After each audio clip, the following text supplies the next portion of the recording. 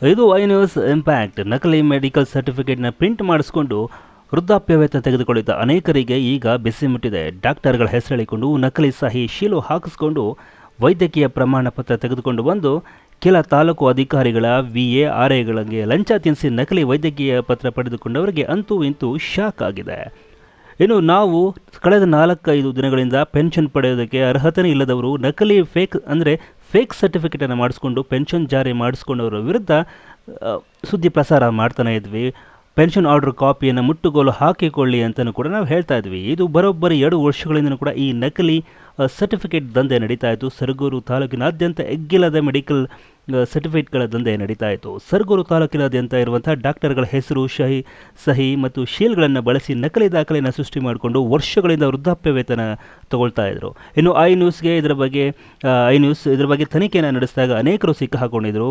ತಹಶೀಲ್ದಾರ್ ಗಮನಕ್ಕೂ ಕೂಡ ಇದನ್ನು ತಂದಿದ್ದು. ಆದರೆ ತಹಶೀಲ್ದಾರ್ ತಪ್ಪಿತಸ್ಥರ ವಿರುದ್ಧ ಕ್ರಮ ಕೈಗೊಳ್ಳೋದಕ್ಕೆ ಹಿಂದೇಟು ಕೂಡ ಹಾಕಿದರು. ಒಂದು ರೀತಿ ಹೆದರು ಬಿಟ್ರಾ ಅಂತ, ಅಥವಾ ಭ್ರಷ್ಟರ ರಕ್ಷಣೆಗೆ ನಿಂತು ಬಿಟ್ರಾ ಅನ್ನುವಂಥ ಅನುಮಾನ ಕೂಡ ಕಾಡಿತು. ನಂತರ ಪದೇ ನಕಲಿ ಮೆಡಿಕಲ್ ಸರ್ಟಿಫಿಕೇಟ್ ಪಡೆದವರ ವಿರುದ್ಧ ಸುದ್ದಿ ಪ್ರಸಾರ ಮಾಡ್ತಾನೆ ಇದ್ವಿ. ಅಧಿಕಾರಿಗಳ ಗಮನಕ್ಕೂ ಕೂಡ ತಂದಿದ್ದವು. ಇನ್ನು ಸರಗೂರು ತಹಶೀಲ್ದಾರ್ ಚೆಲುವರಾಜರವರು ಕೂಡ ಹೇಳಿದ್ರು, ಬೇಜವಾಬ್ದಾರಿ ಉತ್ತರವನ್ನು ಕೊಟ್ಟಿದ್ರು. ಇನ್ನು ನಕಲಿ ಮೆಡಿಕಲ್ ಸರ್ಟಿಫಿಕೇಟ್ನ ತಗೊಂಡು ಪೆನ್ಷನ್ ತಗೋತಿದ್ದಾರೆ ಅಂತ ಸರಗೂರು ತಹಶೀಲ್ದಾರ್ ಚೆಲುವರಾಜರವರ ಗಮನಕ್ಕೆ ತಂದಿದ್ರು ಕೂಡ ಬೇಜವಾಬ್ದಾರಿ ಉತ್ತರವನ್ನು ಕೊಟ್ಟಿದ್ರು.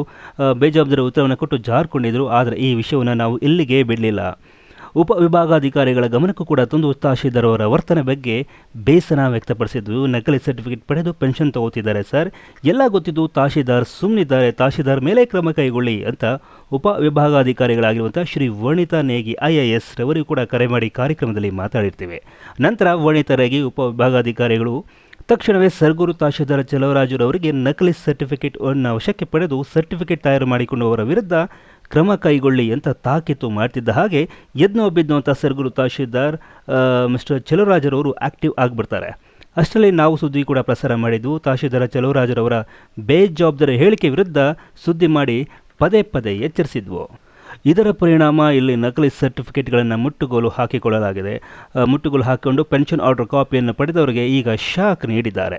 ಇದರಿಂದಾಗಿ ಎಷ್ಟೋ ವರ್ಷಗಳಿಂದ ನಕಲಿ ಸರ್ಟಿಫಿಕೇಟ್ಗಳನ್ನು ಪಡೆದು ನಕಲಿ ಮೆಡಿಕಲ್ ಸರ್ಟಿಫಿಕೇಟ್ಗಳನ್ನು ಪಡೆದು ವೃದ್ಧಾಪ್ಯ ವೇತನ ಪಡೆಯುತ್ತಿದ್ದವರು ಇಂಗುತ್ತಿಂದ ಮಂಗನಂತಾಗಿದ್ದಾರೆ. ಇದು ಐ ನ್ಯೂಸ್ನ ಇಂಪ್ಯಾಕ್ಟ್.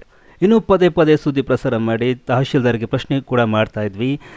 ಏನೋ ಪಾಪ ಆ ತಾಲೂಕು ದಂಡಾಧಿಕಾರಿಗಳು ಮಾಧ್ಯಮದವರ ಮೇಲೆ ಸಿಟ್ಟಾಗ್ತಾರೆ. ಸರ್ಕಾರಿ ಸಂಬಳ ತಗೊಂಡು ಸರ್ಕಾರಿ ಕೆಲಸ ಮಾಡಲಿಲ್ಲ ಅಂದರೆ ಹೇಗೆ ನಾವು ಪ್ರಶ್ನೆ ಮಾಡ್ತೀವಿ. ಸರ್ಕಾರದ ಕೆಲಸ ಮಾಡಿ ಅಂತಂದರೆ ಭ್ರಷ್ಟರ ರಕ್ಷಣೆ ಮಾಡ್ತೀವಿ ಅಂತಂದರೆ ಹೇಗೆ ನಾವು ಬಿಡ್ತೀವ?